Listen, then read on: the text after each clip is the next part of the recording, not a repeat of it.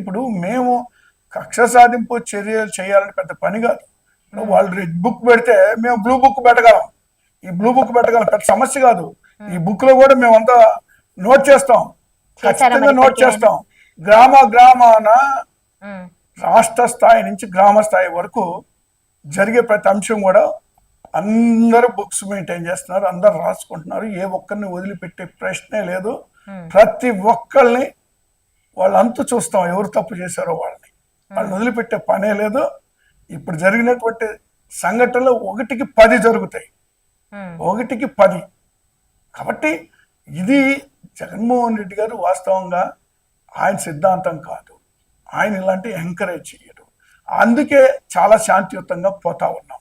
ఆయన ఒక్కసారి జగన్మోహన్ రెడ్డి గారు కనుసైగ చేస్తే వైసీపీ కార్యకర్తలు ఏ విధంగా విజృంభిస్తారో, ఏ విధంగా ఎదురు దాడి చేస్తారో కూడా తెలియని, మన చేతిలో ఉండదు ఏది. కానీ జగన్మోహన్ రెడ్డి గారు కంట్రోల్ చేస్తూ ఉన్నారు. ఇలాంటి జరగకూడదు, మన విధానం ఇది కాదు, తప్పు చేసినటువంటి వాళ్ళ మాత్రం చట్ట ప్రకారం శిక్షిద్దాము, ఆ విషయంలో ఏ ఒక్కరిని వదిలిపెట్టకూడదు అనేటువంటి నినాదంతో వెళ్తున్నారు.